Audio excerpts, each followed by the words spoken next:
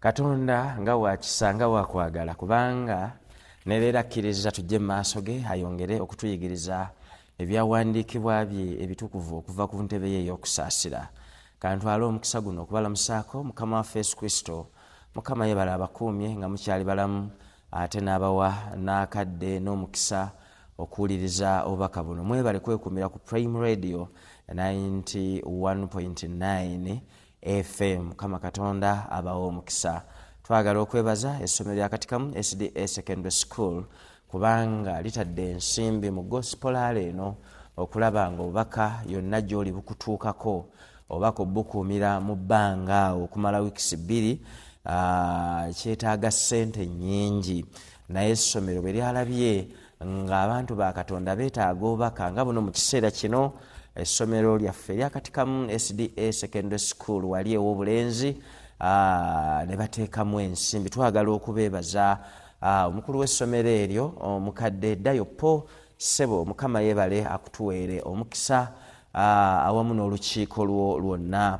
Bansabye nno mbategeeze nti batandise okuwandiisa abaana era ofiisi nzigula okuva ku ssaawa 2 ez'okumakya mpaka ssaawa 11 ez'olweggulo buli lunaku ng'oggyeko olunaku olwa Ssabbiiti.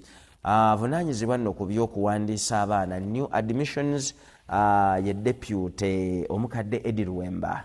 Omukadde Eddie Luwemba ye deputy in charge of academics.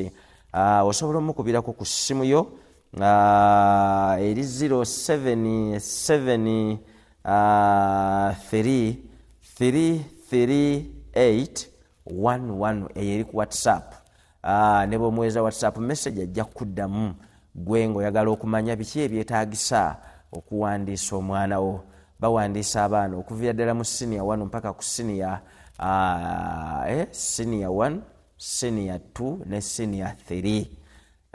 Then ne senior 5. Candidate classes ziyinza okuba enzibu kubanga basunsuddemu dda abanaasoma senior 4 ne senior 6. N'olwekyo naye osobola ogezaako omukisa gwo. Lwaki senior 1 ne senior 5 bawandiisa? Wewa bibuuzo by'abaana ebya P7 tebinnadda bisuubirwa busuubirwa, ate n'ebibuuzo eby'abaana abaatuula senior 4 bisuubirwa naye ogenda n'okwata ekifo ng'obudde bukyali. Bw'onoolinda ebibuuzo bikomewo muganda wange mwannyinaze, ojja ssanga ebifo biweddewo. Balina cut off points. Deputy zajja okunnyonnyola. Kati oyinza okwebuuza n'amanya nti omwana wange yaziweza.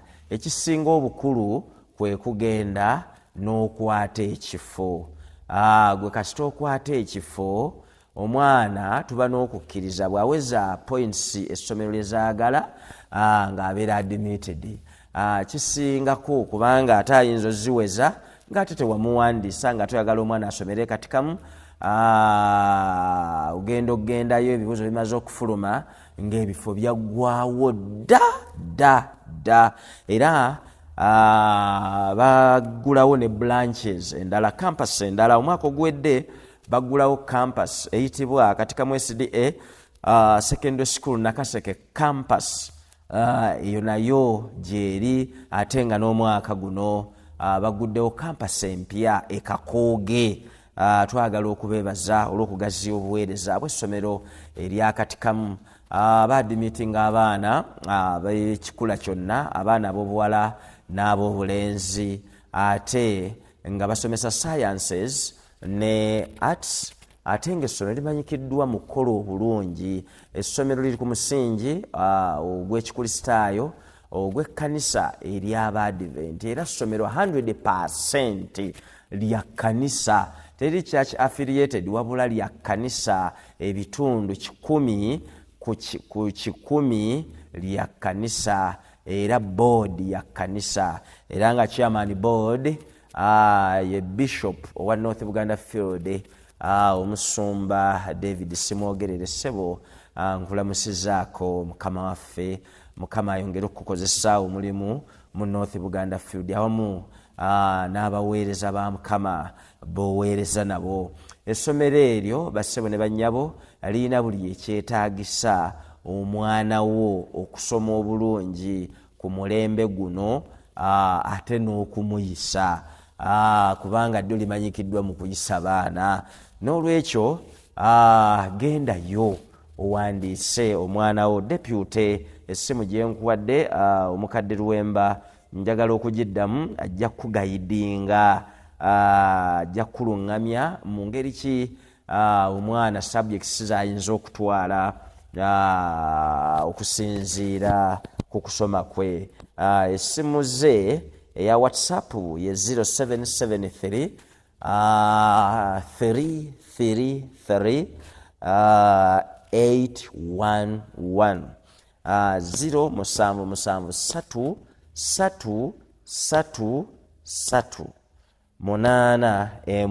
ate ku Airtel ojja musanga ku 0704 076697 0704 076697.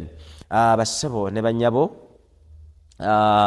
munzikirize tugende buterevu mu byokuyiga byaffe ebyolwaleero kubanga akadde kaagala kutugendako.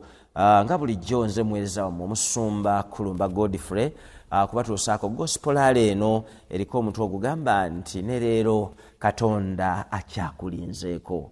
Ogwo nno mukisa bukisa.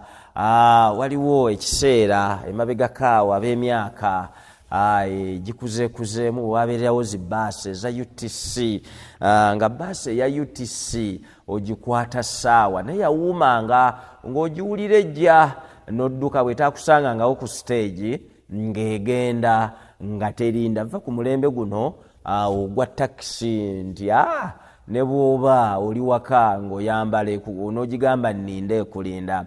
Naye abakozesezzaako enkola endala, entambula endala nga baasi ezigenda mu mawanga amalala ng'ezicrossing eziva Uganda ezigenda e Nairobi, ezigenda e Tanzania, ezigenda e Rwanda ne Burundi, bw'osaza lisiiti ng'eriko essaawa, ziba ezo ssaawa tebalinda. Abakozesezza entambula ey'oku mazzi bwe kiba kidyeri oba emmeeri, booti oba ship, kasita essaawa nga wasazizza tiketi n'ekugamba essaawa ez'okusimbula, kasita essaawa zituuka ez'okusimbula terinda eba esimbula. N'ennyonyi bw'etyo n'eggaali ey'omukka nayo bw'etyo terinda. Mu nkola efaanaganako bw'etyo, guno nno mukisa. Katonda bw'agamba nti akyakulinzeeko, ogwo mukisa. Muganda wange mwannyinaze gukozese, akulinzeeko, oteeketeeka obulamu bwo kubanga ekiseera eky'enkomerero kyekyamazima kituuse. Naye tayagala bantu be yatonda mu kifaananyi kye bazikirire mweno ensi ey'ekibi kubanga agenda kuzisaanyaawo sitaani. Naye tayagala, Katonda tayagala sitaani asaanewo na bantu be. N'olwekyo yandibadde yakikoze jjo, yandibadde akikoze mu mwaka 2023, naye olw'okuba akyayagala nze naawe tutuuke ku mutendera ogusaanidde okulokolebwa, kyavudde akyatulinzeeko. Nkusaba kozesa omukisa ogwo. Katwebaze Taata omulungi ow'ekisa ekingi. Ne leero tuzze otuyigirize. Tusaba Mwoyo Mutukuvu abeere naffe ku bwa Yesu Kristo Mukama waffe. Amiina. Olunaku olwaleero nsaba obikkule Bayibuli yo ogende nange mu Zabbuli 13 mwe tugenda okutambulira olunaku olwaleero. Zabbuli eno 13 erina ennyiriri 6 zokka. Era ennyiriri ezo 6 bwe nnaamala okuzinnyonnyola Mukama nga bw'anankozesa nga mbasiibula olunaku luno mu kitundu kino kye tulimu. Bassebo ne bannyabo, Zabbuli eno 13 eyagiwandiika ye muddu wa Katonda Dawudi. Naye era Zabbuli eno 13 ekintu ekikulu ky'olina okugimanya nga tugenda otandika ogisoma ssaala. It is a prayer. Essaala eno eyasabibwa omuddu wa Katonda Dawudi, obutafaanaganako na ssaala ndala Dawudi ze yasaba olw'obudde sina bwe mbatwalayo, naye naye essaala eba n'ebitundu bino wammanga. Eba n'ekitundu ekisooka nga kye kya adoration, okutendereza Mukama Katonda nti oli mutukuvu, yatonda eggulu n'ensi, gwe muyinza w'ebintu byonna. Bw'omala ekitundu ekyo ng'ozze mu maaso ga Mukama Katonda, ozzaako ekitundu eky'okwenenya ti Mukama nsaasira obutali butuukirivu bwange, n'owaayo ebyo ebikusobyeko mu maaso ga Katonda, kubanga tulina obukakafu obulaga nti Katonda asonyiwa. Ekitundu ekiddako mu ssaala ng'oli mu maaso ga Mukama Katonda, olwo nno n'owaayo ebyetaago byo nti Mukama Katonda nsaba onkolere kino, nsaba kino, nsaba kino. Era bw'omala ebyo tokomaawo, oyina okuteekayo n'okusabira abalala abali mu bwetaavu, okusabira mikwano gyo, okusabira abali mu ntalo, okusabira omulimu gwa Katonda. Olwo nno n'omaliriza ne amiina. N'olwekyo oliwaddeme n'okuteekamu ebirala, naye ebyo bikulu nnyo mu ssaala, tebyandebuzeemu. Kakati mu Zabbuli eno ey'e13 oyinza ogiyita essaala eno eya Dawudi ey'e13 tetugirabamu bitundu ebyo tekirabamu bitundu ebyo naddala mu kutandika kwayo. Atandika naku oba oliawo nakwemulugunya nakuyomba eri Katonda. Bayibuli egamba bweti, naye nga sinnagisoma kansooke mbabuulire kino. Omuddu wa Katonda Dawudi oba Davidi yalina enkolagana ne Mukama Katonda we, ng'enkolagana ya njawulo nnyo, nga ya muzungu kye bayita close relationship ne Katonda we, nga Dawudi buli kyasaba Katonda, Katonda akimuwa. Dawudi nga bw'asaba Katonda n'atamuwa kintu, Katonda amuddamu amubuulira lwaki takimuwadde. Olwo omutima gwa Davidi ne guba nga gumatidde. Kye njagala okukkiriza, wayinza okuba kumu abampuliza nti nawe olina enkolagana ey'omuggundo ne Katonda wo, nti buli ky'osaba akikuwa, tine ne bw'aba takuwadde akuddamu n'omanya lwaki takuzeemu, takuwadde ky'omusabye. Emirundi egisinga nno Katonda atuddamu, naye olw'okuba tuba tuseetinze ebirowoozo byaffe ku kigambo mpa nsuubira kirungi kyereera okuva eri Katonda. Katonda ne bw'aba tabituwadde ebyo, olumu atuddamu mu ngeri ze atutegeeze lwaki teyatuwa, naye olw'okuba tuba tukitaddeeko mulamwa, tetutwala buvunaanyizibwa na budde kunoonyereza lwaki Katonda takituwadde. Weewaawo aba atuzeemu naye nga tetutegedde lwaki atuzeemu. N'olwekyo Dawudi yalina enkolagana ennungi ne Katonda, nga bw'amusaba amuddamu, bw'aba tamuzeemu amubuulira ensonga lwaki. Nga mwana wattu obulamu bwa Dawudi ne Katonda we, Dawudi n'akisanga nga kirungi nnyo. Naye bassebo ne banyabe, ekiseera kyatuuka Dawudi n'asaba Mukama Katonda nga tamuwa, n'asaba Mukama Katonda ate nga tamwanukula lwaki tamuddamu. Dawudi n'asaba naye nga Katonda tamuddamu. Dawudi ne yeebuuza lwaki. Dawudi ne yeekeberamu mu bulamu bwe engeri gy'atambulamu nti oba yanyiizizza Katonda. Ekyamazima bwe yeekeberanga talina we yanyiiriza Katonda. Era muganda wange mwannyinaze, Dawudi ebigambo ne bimusobera. Muganda we mwannyinaze, oyinza okuba nga wali otuuseeko mu mbeera eyo n'osaba Mukama Katonda, naye nga gy'okomye okusaba Mukama Katonda obanga ayita ebizibu. Njagala okukkiriza nti abamu ku mmwe abampuliriza embeera eyo yali ebatuuseeko, nga gy'osaba n'osiiba ne weegayira Mukama Katonda, Katonda n'abanga eyakwerabira.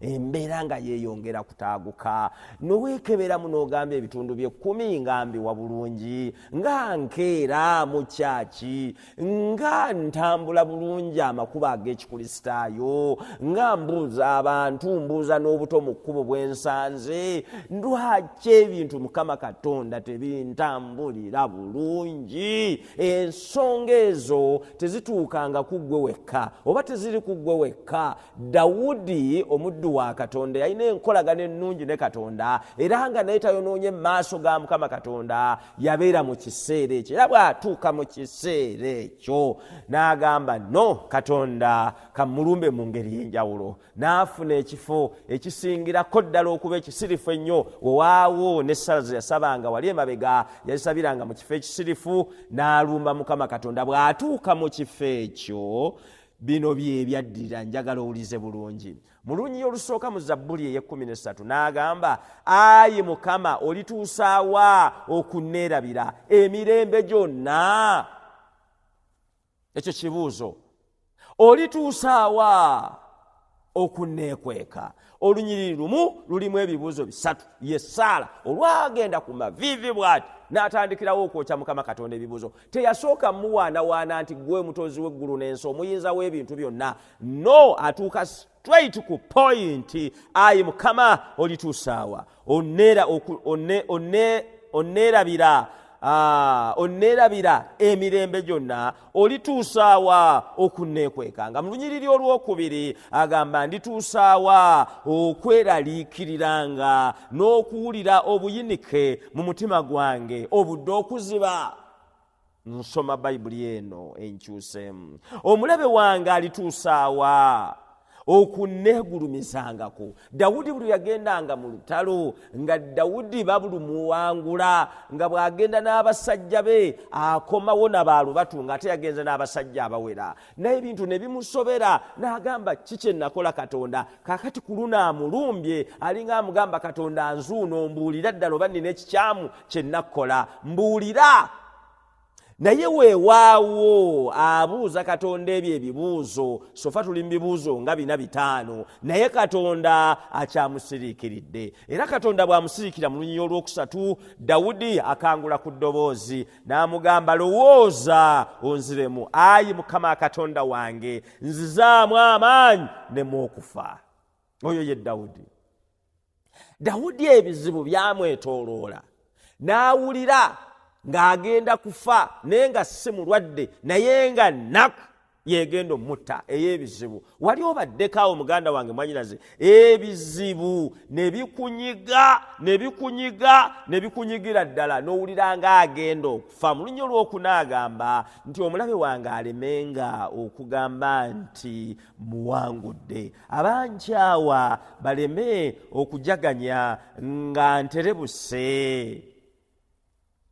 wali obaddekaawo embeera neekunyiga n'obanga ekiwuduwudu ng'olinga eyafudde dda naye ng'oli mulamu tolina bulwadde bukuluma naye ng'ebizibu bikuleetedde okwennyika ebirowoozo eyo nno y'embeera etuuka ku baana b'abantu n'osanga omuntu mu luguudo ng'asala ekkubo ne bamukubira eŋŋombe naye ng'alinga omuggazi w'amatu paka bw'omutuukako n'omusibirako n'omukoonako ne yeekanga ng'ava mu tulo ng'abadde ayebase ng'ate ng'atambula ebyo bibayita ebizibu bangi b'oyitako n'omulengerera eri nti gundi yajja n'ojja n'omuyitako nga takulabye n'omusiibula n'atakuddamu si kwewulira naye ng'ebizibu bimuzibye amaaso tategeera atambula naye nga kiwuduwudu kyekiringa ekitambula taliiwo bizibu bimunyise Dawudi yabeera mu mbeera eyo n'ajja mu maaso ga Mukama Katonda n'amukaabirira n'amugamba naye Katonda kiki kye nakula lowooza onze mu Bayibuli ey'olusugu egamba turn your face and look at me kyuka ontunuulire Katonda alinga yali akubye Dawudi omugongo kati Dawudi agamba Katonda kyuka ontunuulire ombuulire era onziremu oyinza okuba muganda wange mwanyinaze ampuliriza ng'oli mu mbeera efaanaganako bweti njagala okukakasa n'omuddu wa Katonda yagiyitamu Dawudi ebintu nga tebitambula bulungi n'asaba kati wuuno alinga ayoma ne Katonda sinakulinga kubanga okwogera okulimu ebibuuzo ebingi kagabeere maka ng'omwami abuuza bibuuzo ayagala kunaaba naye tasobola kugamba nti mukyala njagala kunaaba naye bw'abuuza buuzi siinaabe siirye emmere,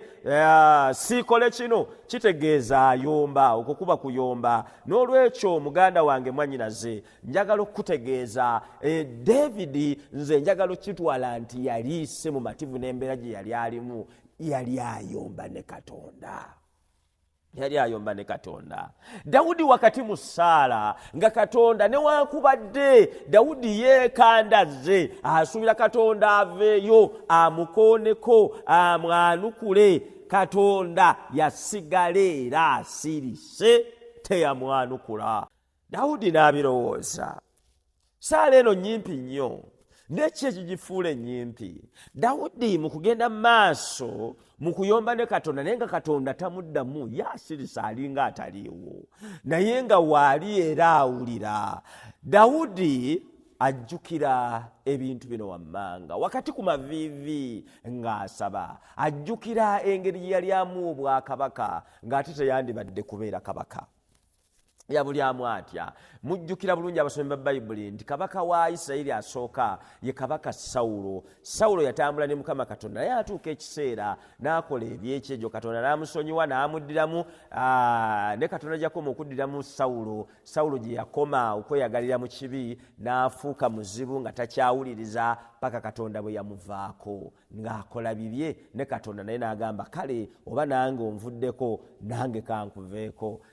Sawulo Katonda kye yakola kwe kunoonya kabaka agenda okuddira mu bigere ng'ate ne Sawulo akyali ku Namulondo. Era kabaka Katonda kye yakola n'atuma nnabbi Samwiri agende mu maka ga Yese nga gy'amutumye gy'agenda okwanoyitingira kabaka agenda okudda mu bigere bya Sawulo. Mukimanyi bulungi nti nnabbi Samwiri bw'atuuka ewa Yese mu buwanga bw'Abayudaaya, omwana omubereberye ye yali alina omukisa ogw'okusikira awaka. Kale n'ogwo omukisa bwe gwalinga guzze, bwe guba guzze mu nju ogw'okuvaamu kabaka, omwana omubereberye first born bw'aba taliiko kibuuzo nsonga yonna ye yali alina okutwala obwakabaka. Era Sawulo n'asole Yese n'aleeta mutabani wa asooka, naye Katonda n'amugaana, n'owookubiri n'amugaana, n'owookusatu n'amugaana, mpaka bonna bwe baggwaayo abo mu maka ago. Samwiri n'afuluma, naye nabbi aba afuluma n'agamba no, Katonda wange yantumye tannimbangako wano we yantumye. Kyava akomawo n'abuuza Yese, okakasa abaana ab'obulenzi mu maka gano baweddeyo? Awo kyava amugamba nti baweddeyo, mpozi akalenzi akasembayo obuto akali ku ttale akalunda ensolo zange. N'agamba mukayite. Bwe baakaleeta ekyambalo ky'abakabona ebiseera ebyo, Samwiri kye yali ayambadde wano chest plate n'etandika okumyansamyansa. Akabonero akaali kalaga nti oyo Dawudi akalenzi akatonotono akato Katonda kaasiimye, era Samwiri ke yafukako amafuta nga kagenda kubeera kabaka. Ebyo byonna Dawudi abijjukira ng'ali ku mavivi nti si ye yali asaana okubeera kabaka, asembayo eri wansi, omukisa ne guyita ku banne bonna abakulembera. Ensonga y'okubiri Dawudi gy'ajjukira ng'ali ku maviivi awo y'ensonga Dawudi bwe yalinga ku ttale eyo ng'empologoma zijja okulya ebisolo by'alunda nga n'ezimu zaagala kulya ye, naye Dawudi nga talina kasaale ng'akwata empologoma ng'eyasamye bw'ati, naye n'agibuukira ng'ebuuse, n'agibaka emba zaayo, n'agiyuza n'agyabuluzaamu. Seemu si bbiri, oyo ye Dawudi. Naye Dawudi ng'ali ku maviivi ajjukira nti ebyo tebikolwa maanyi ga muntu, si nze. Waaliwo amaanyi agava waggulu, oyo yali Katonda w'abajjajjaffe, ye yakola ebyo. Dawudi abijjukira ali ku maviivi. Mujjukire mbagambye eno saala ekintu ekirala Dawudi kye yajjukira. Dawudi lumu aba ava okulwana mu kiseera ekyo kyennyini, aba ava okulwana ng'olutalo lunyiinyiitidde. Kati bwe kutuuka akawungeezi nga olutalo baluvuddemu, ng'ali ne basajja banne mu kayumba akamu mwe baali, ng'akalimu bino bye byaddirira. Dawudi ng'ali mu kayumba ako ng'anyumya ne banne bw'aba anyumya ne basajja banne banyumya ku lutabaalo nga bwe lubadde ate ne pulaani ey'enkya akasaale ne kajja ne kamuyita ku mutwe naye nga tekamukutte. Basajja be ne bamugamba mukama waffe nkubuulire abalabe batwetoolodde dda kati katukwetooloole tudduke tufulume wano tugende twekweke mu nsozi kubanga ensozi z'omu ddungu za byaziyaza abalabe ne bwe banaamanya nti oyingiddeyo banaasika obusaale bwabwe bujja kukoma ku lwazi. Dawudi abaddamu mu bigambo ebiri mu Zabbuli ey'ekumi gendayo mangu mangu olunya olusooka abeetoolooza amaaso n'abagamba laba nno n'abaseke n'abagamba nti mmwe mu Mukama mwe muli ekiddukiro kyange muyinza mutya okuŋŋamba nti buuka ng'akanyonyi olage mu nsozi. Baamuwa amagezi agende mu nsozi n'abagamba no nze Mukama kyekiddukiro kyange siyinza kudduka agenda mu nsozi nga bunyonyi. Abagamba mu lunya olwokuna tuyinza okubuuka olwokubiri n'olwokusatu naye mu lunya olwokuna abagamba nti Mukama ali mu yeekaalu ye entukuvu entebe ye eri mu ggulu amaaso ge galaba abaana b'abantu yeetegereza bye bakola. Yabagamba nti weewaawo Mukama Katonda ali waggulu era entebe ye gy'eri eyo gy'atudde tatuula ku nsi tinaye newankubadde ali waggulu eyo ennyo amaaso ge galaba ku nsi kuno atwetegereza. Kyova olaba alabye akasaale nga kajja n'awuggula omutwe gwange ne kayita mu n'olwekyo nze siva wano. Ebyo byonna abijjukira ng'akasaale bwe kaali kagenda omusona Katonda n'akawugula abijjukira ng'ali ku maviivi. Ekirala n'ebirala bingi naye olw'obudde kanjogera ekirala kimu. Dawudi ajjukira olunaku taata we lwamutuma agenda alabe bakulu be abaali mu magye bwe baali n'okubatwalira kamera akalungi naye bw'atuuka mu nkambi agenda okusanga nga bonna bagudde wansi batidde n'ababuuza kiki ekigenda mu maaso naye aga tulula eri ku lusozi olabe ng'eri omulwanyi Nnamige Goliyasi eyali ajja okubalumba. Ebiseera ebyo nga Goliyasi w'amaanyi nga bw'oba toyagala abatte kubamalawo gwewanika buwanisa emikono ejje lya Isirayiri kye lyakola. Ye Dawudi n'agamba kabaka Sawulo nti nze nteekaamu obwesige numbe Katonda wange anankulembera n'enwana omusajja olwo. Sawulo ng'akimanyi bulungi nti David tabeerangako mu magye tafunangako military training n'amwambaza ekyambalo ekyamagye kubanga ekyambalo ekyo ekyokulwana mwe mwali ng'ekitundu mw'oteeka obusaale w'oteeka ecupa y'amazzi mw'oteeka ebikozesebwa byonna n'atuula ku katebe ne bakimwambaza n'amuteekako emikono n'amuwa omukisa. Dawudi n'ayimuka agenda alwane bw'ayimuka ng'ekyambalo kimusinga n'ebyokulwanyisa amaanyi yagwa bugwi wansi. Sawulo n'amusekerera naye Dawudi n'agamba kino sinzigyeko n'agenda n'anvuumuulo n'amayinja akomawo na mutwe gwa Goliyasi. Ebyo Dawudi abijjukira ng'ali ku maviivi. Dawudi bw'ajjukira ebyo Dawudi kyava akyusa statement. Kyova olaba essaala ekyuka mu lunyiriri olwokutaano Dawudi akyusa ne mu njogera n'eggonjebwa n'akola statement nti naye nze nessiza okwagala ku okutajjulukuka omutima gwange gunaasanyukiranga obulokozi bwo olw'omukaaga naayimbiranga Mukama kubanga ankoledde ebirungi bingi. Muganda wange ampuliriza, sitaani kyakola kwe kutuleetera ebitunyigiriza okuva sayidi zonna era bw'atunyigiriza twerabire ebirungi Mukama Katonda by'atukoledde.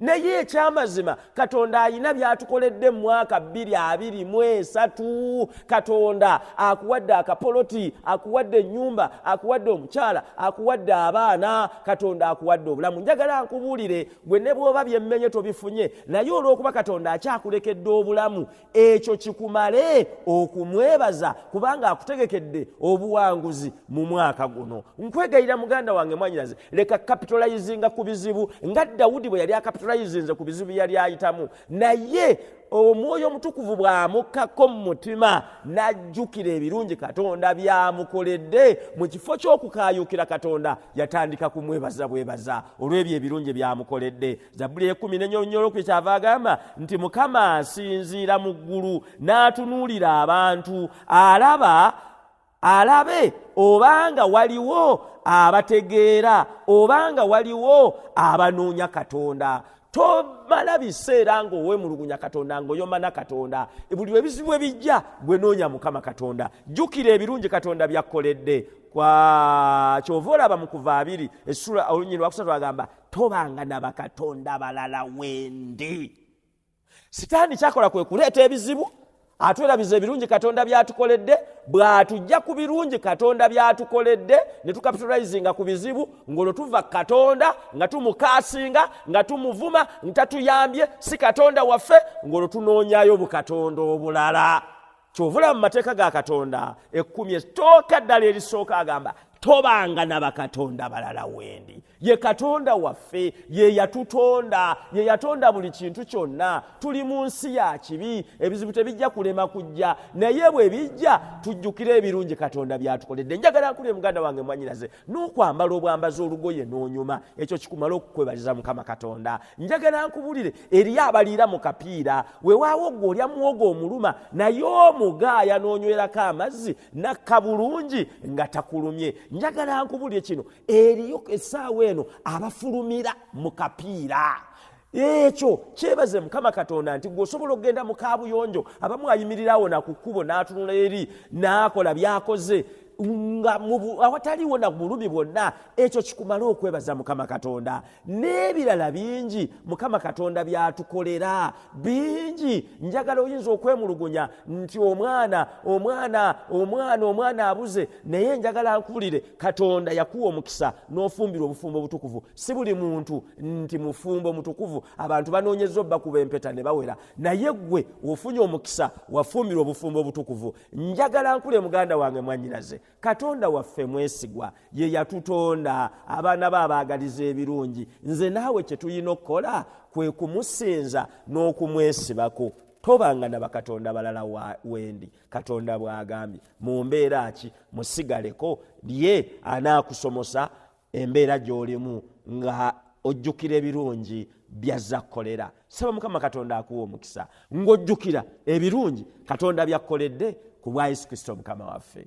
Amiina. Katwebaze omulungi w'ekisa ekingi, ng'oli wakwagala, ng'oli wa kisa. Twagala okwebaza Mukama kubanga otuwadde obulamu, otuwadde ebyokulya, okyatuleseewo, tubadde twemulugunya, tiffe tetuvuga mmotoka, tonna tuwa poloti, ffe tutukoledde kino, ffe tutukoledde kino, ffe tutukoledde kino, naye tutegedde nti ebyo nkola ya mulabe Sitaani yatunyigiriza, ne mu kutunyigiriza twerabire ebirungi by'otukoledde. Leero otujjukiza nti gwe kitaffe, ate gwe watuwa obulamu, watukuuma mu mbuto z'abannyaffe okumala emyezi 9, n'otujjayo nga tulina emikono, tulina amaaso, tulina amagulu n'ebirala Mukama Katonda. Naye n'ayina okugulu okumu eri abatalina magulu 2. Mukama n'atalina magulu 2 omukoledde ebyekisa kubanga ate eriyo atalina mikono. Twagala okwebaza Mukama Katonda kubanga buli omu mu mbeera gy'ali